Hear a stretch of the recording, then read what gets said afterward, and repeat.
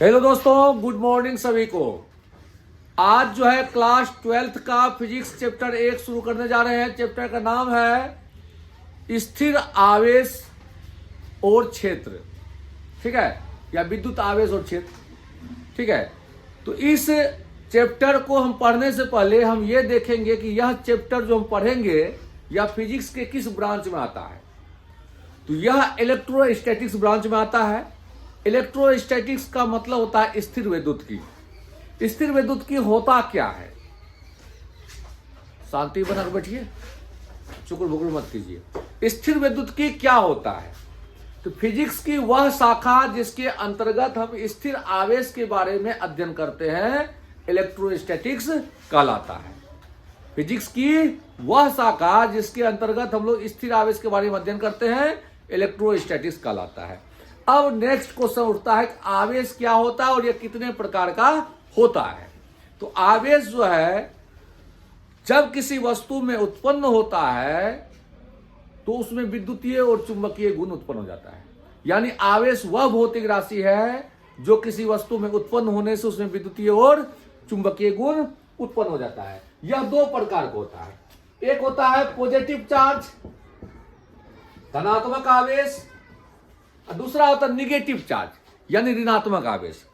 जब कोई वस्तु अपने से इलेक्ट्रॉन का त्याग कर देता है तो वह धनात्मक कहलाता है, और जब कोई वस्तु इलेक्ट्रॉन को ग्रहण कर लेता है तो वह ऋणात्मक कहलाता है। धनात्मक स्थिति में वस्तु का द्रव्यमान घटता है और ऋणात्मक स्थिति में वस्तु द्रव्यमान बढ़ता है, क्योंकि वह इलेक्ट्रॉन ग्रहण किया तो इलेक्ट्रॉन ग्रहण करेगा तो उसका द्रव्यमान बढ़ेगा और इलेक्ट्रॉन त्याग करेगा तो द्रव्यमान घटेगा।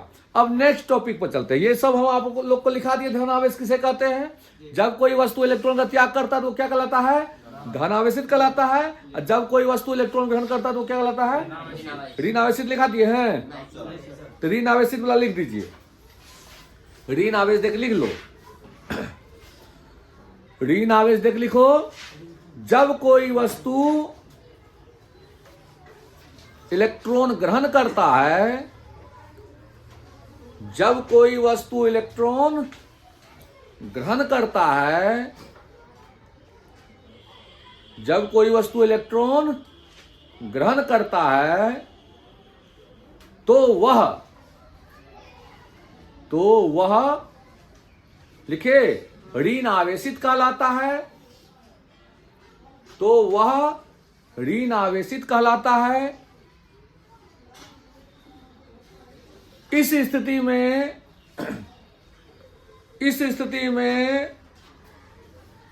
वस्तु का द्रव्यमान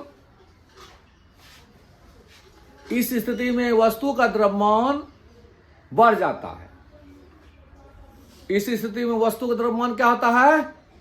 बढ़ जाता है। समझे बात? ऑब्जेक्टिव में कई बार पूछता है बच्चों कि अगर कोई वस्तु को हम धनावेशित करेंगे तो क्या होगा? उसका द्रव्यमान घटेगा। ऋणावेशित करेंगे तो उसका द्रव्यमान बढ़ेगा। अगर कह देगा आवेशित करते हैं तो द्रव्यमान बढ़ भी सकता है, घट भी सकता है। लेकिन यहां पर तो ये बात नहीं कह रहा है कि धनावेशित किए हैं या ऋणावेशित। अगर कहेंगे किसी वस्तु को हम आवेशित करते हैं, इस चीज से क्या स्पष्ट होता है कि हम धनावेशित करते हैं? यह स्पष्ट होता है कि ऋणावेशित करते नहीं। हो सकता है धनावेशित करते हैं और या हो सकता है ऋणावेशित करते हैं। तो जब कोई वस्तु को आवेशित करेंगे तो उसका द्रव्यमान बढ़ या घट सकता है।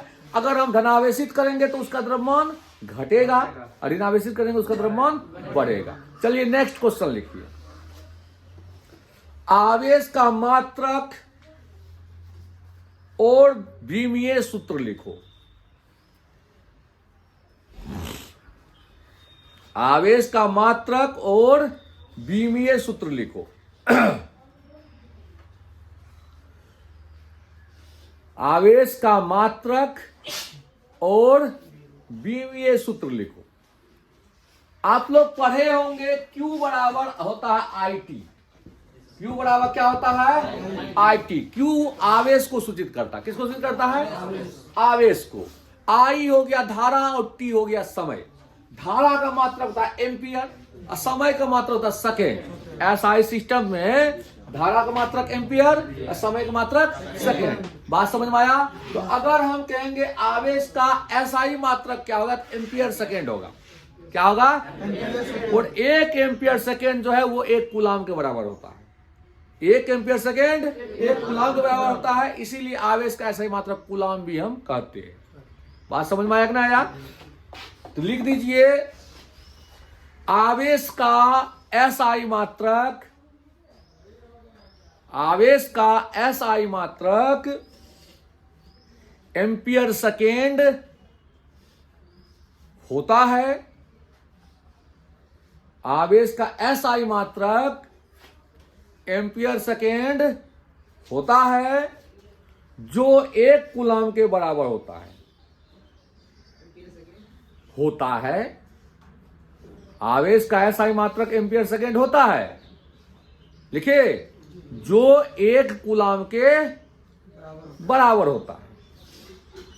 जो 1 कूलाम के बराबर होता है, लिख दिए।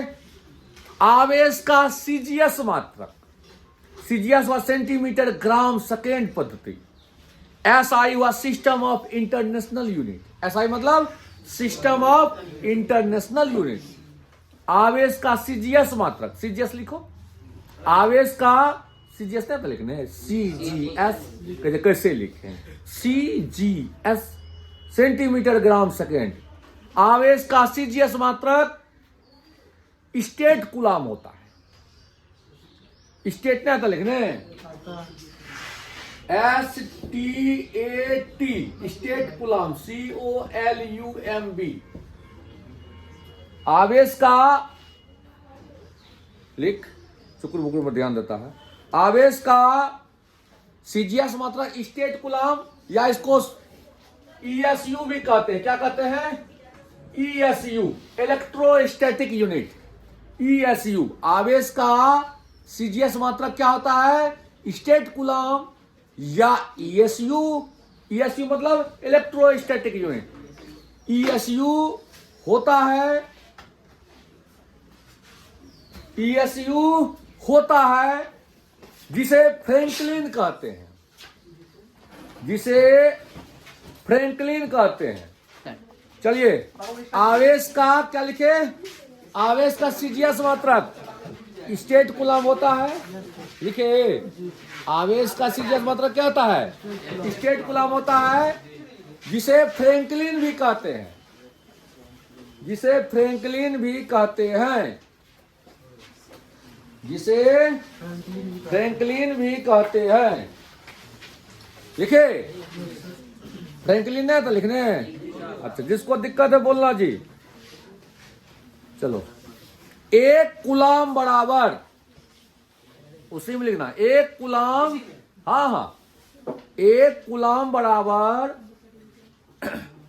1 कूलाम बराबर 3 गुना 10 का पावर 9 ESU या फ्रैंकलिन होता है। 1 कूलाम बराबर 3 गुना 10 के पावर 9 ESU या फ्रैंकलिन होता है। तुम लोग जानते ही हो, लिख लो तुम लोग। आवेश का सबसे बड़ा मात्रक, लिखो, आवेश का सबसे बड़ा मात्रक, आवेश का सबसे बड़ा मात्रक फैराडे होता है। आवेश का सबसे बड़ा मात्रक फैराडे होता है। आवेश का सबसे बड़ा मात्रक क्या होता है? फैराडे होता है। 1 फैराडे बराबर, बहुत सुंदर, आइए बनेगा तुम। 1 फैराडे बराबर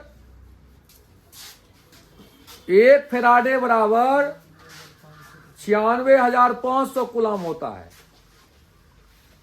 1 फैराडे बराबर 96,500 कूलाम होता है। ठीक है। आवेश का लिखो ना, मुंह मेरा देखता है, कहियो देखा था हमको। आवेश का विद्युत चुंबकीय मात्रक EMU होता है। EMU, electromagnetic unit. आवेश का विद्युत चुंबकीय मात्रक EMU होता है। आवेश का विद्युत चुंबकीय मात्रक क्या होता है? EMU होता है। एक EMU बराबर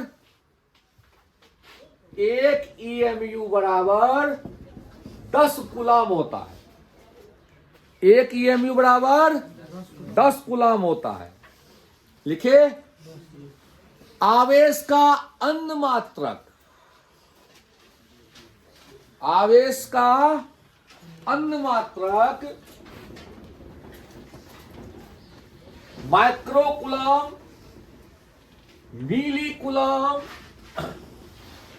आवेश का अन्मात्रक माइक्रो कूलाम, नहीं तो लिखने माइक्रो कूलाम, ये हो गया माइक्रो, ये हुआ कूलाम। माइक्रो कूलाम लिखा, मिली कूलाम, छोटकी M2, milli coulomb, nano coulomb, nano coulomb, pico coulomb, ETC इत्यादि होता है। पिको कूलाम,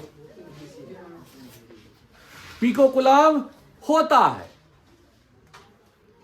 आवेश का अनुमात्रक क्या हुआ? Micro coulomb, nano coulomb, milli coulomb, nano coulomb, pico coulomb होता है। एक माइक्रो कूलाम बराबर, एक माइक्रो कूलाम बराबर 10 का पावर -6 कूलाम।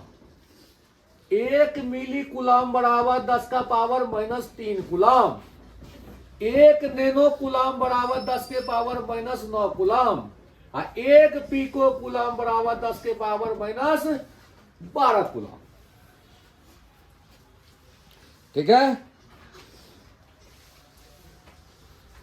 किताब को फाड़ देना है, समझा कि नहीं? आवेश का लिखो आगे, आवेश का बीमीय सूत्र, दोनों क्लास का फिजिक्स अलग तरीका से पढ़ाएंगे, ये दिमाग में हरदम रखना। आवेश का बीमीय सूत्र, आवेश का बीमीय सूत्र IT या AT होता है। IT या AT होता है। लिख दिए, आवेश एक अदिश राशि है, स्केलर क्वांटिटी। आवेश एक अदिश राशि है। आवेश एक अदिश राशि है। कोई परेशानी यहां तक? नेक्स्ट क्वेश्चन आ जाओ। आवेश के क्या गुण धर्म है? आवेश के क्या गुण धर्म है? क्वेश्चन लिखो, आवेश के क्या गुण धर्म है? आवेश के क्या गुण धर्म है? लिखे, आवेश के क्या गुण धर्म है? लिखे, लिखिए, आवेश के निम्नलिखित गुण धर्म है। आवेश के निम्नलिखित गुण धर्म है। आवेश के निम्नलिखित गुण धर्म है। आवेश के निम्नलिखित गुण धर्म है। पहला पॉइंट लिखो, आवेश योज्यता नियम का पालन करता है। आवेश योज्यता नियम का पालन करता है। अब ये योज्यता नियम क्या होता है बच्चों, इसको समझिए। आवेश योज्यता नियम का पालन करता है, ये तो पढ़ लिए, लेकिन समझे नहीं। किसी सिस्टम में, मान लीजिए ये कोई एक सिस्टम है, किसी सिस्टम में जितना आवेश रहेगा Q1, Q2, Q3, Q4, Qn, जितना आवेश रहेगा, ये टोटल आवेश जो है बीजगणित जोड़ के रूप में लिखा जाएगा। नहीं समझ में आया? नहीं समझा? कोई ये सिस्टम है, कोई एक निकाय है, धम्मा मान लो है, धम्मा। ये धम्मा में सब तो आवेश रखा गया है, ठीक है? तो टोटल आवेश हम कहेंगे क्या होगा? कि सब का जोड़ लिख दोगे एक बीजगणित के रूप में। जैसे 5, 10, 20 को जोड़ते हो ना, वैसे इसको जोड़ दोगे। इस सिस्टम में कुल आवेश क्या होगा? तो Q बराबर Q1 plus Q2 plus dot dot Qn। बात समझ में आया कि नहीं आया? बात नहीं समझा? एग्जाम्पल देखो, 10 कूलाम है, 4 कूलाम है, माइनस 6 कूलाम है। कहेंगे इस सिस्टम में कुल आवेश कितना है? तो 10 और 4 14, और 14 में 6 घटा दो, 8 कूलाम हो गया कुल आवेश। जैसे जोड़ करते हो ना, वैसे जोड़ हम आवेश में यूज करेंगे। आवेश योज्यता नियम का पालन करता है। इसका मतलब क्या हुआ? आवेश किसी सिस्टम में अगर रहेगा तो उसका कुल मान जो है, जैसे बीजगणित में हम लोग जोड़ करते हैं, सेम वैसे चार्ज को जोड़ देंगे। बात समझ में आया? तो लिख दीजिए, क्या लिखे? आवेश योज्यता नियम का अर्थात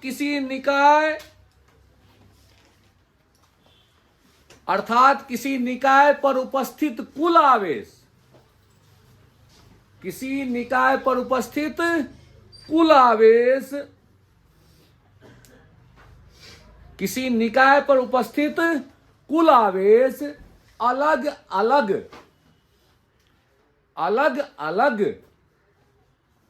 आवेशों के अलग अलग आवेशों के बीजगणितीय योग के बराबर होता है। अलजेब्रिक बीजगणितीय योग के बराबर होता है। पढ़ने में तुम इतना टैलेंटेड हो तब ऐसे करोगे रे। बीजगणितीय योग के बराबर होता है। लिख दिए, यदि किसी निकाय में द सिस्टम, यदि किसी निकाय में Q1 comma Q2 comma Q3 dot dot Qn आवेश हो, डॉट Qn आवेश हो, तब उस निकाय का कुल आवेश, तब उस निकाय का कुल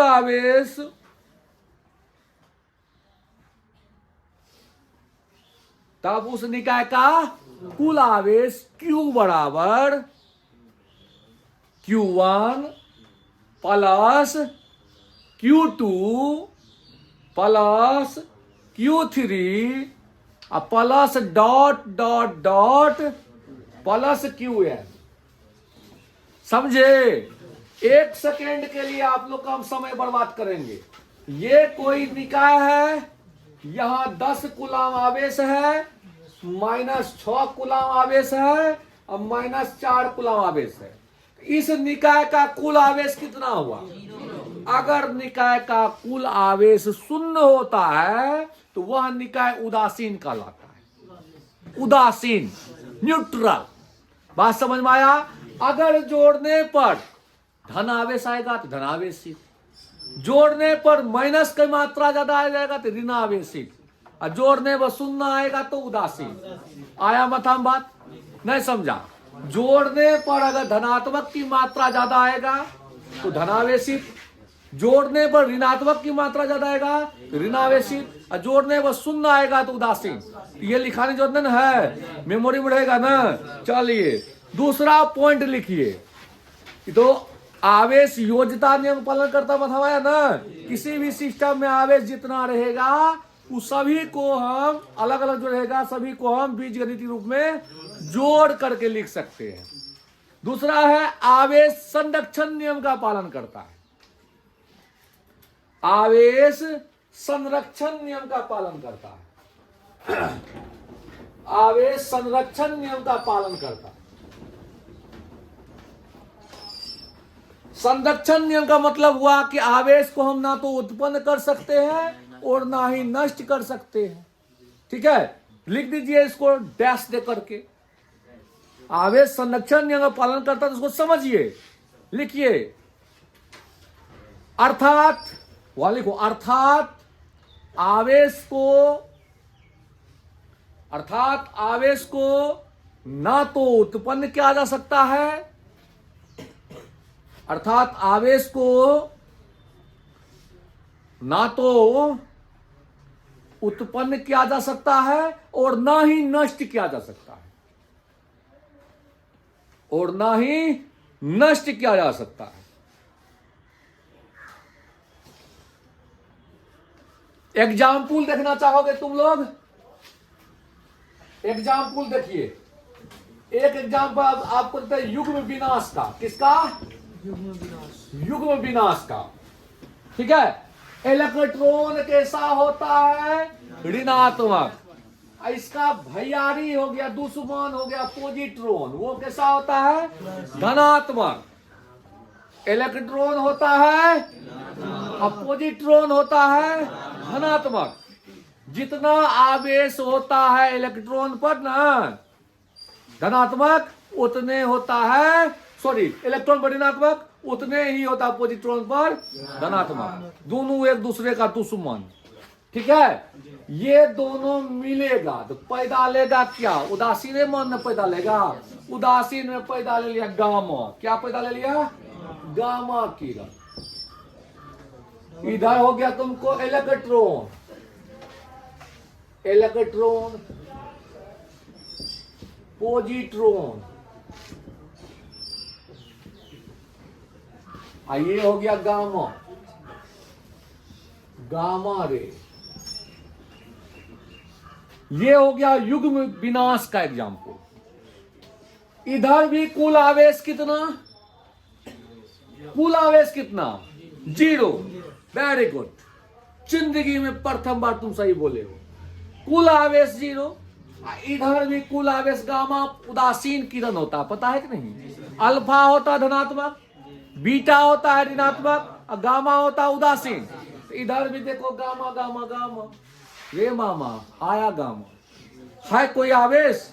नहीं। ये हो गया युग्म विनाश का एग्जाम्पल। किसका हो गया? युग्म मतलब जोड़ा। युग्म मतलब जोड़ा। दोनों जोड़ा बर्बाद हो गया ना। पैदा कौन लिया? तो गामा। ठीक है, चलिए युग्म उत्पादन का एग्जाम्पल देते हैं। युग्म उत्पादन, बस वही एग्जाम्पल उल्टा दो। गामा प्लस गामा, पैदा कौन लिया? Electron plus positron. ठीक है, किताब को जब तक फाड़ोगे नहीं, फिजिक्स नहीं सीख पाओगे। ठीक है, लिख दिए। ये युग्म उत्पादन का एग्जाम्पल हुआ। युग्म विनाश का लिख लिए, मिटाएं युग्म विनाश। एक तो और एग्जाम्पल दे देते हैं आप लोग को।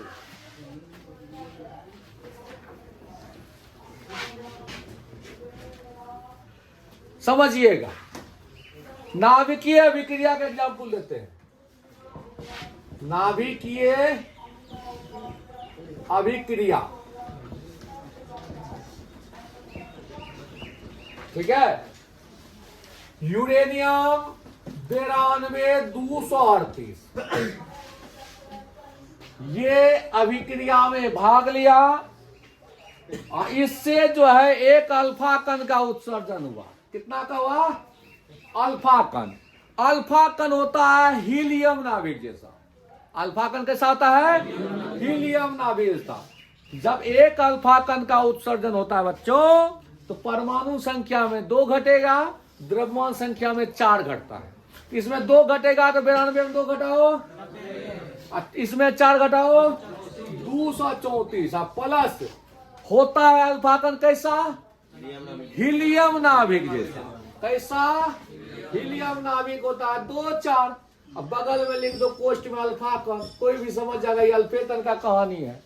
तो अब देखिए, ध्यान से समझिएगा। इधर परमाणु क्रमांक कितना? 92, और द्रव्यमान संख्या 238। अभिक्रिया में भाग लिया, एक अल्फा कण का उत्सर्जन हुआ। एक अल्फा कण का इसमें कितना घटा?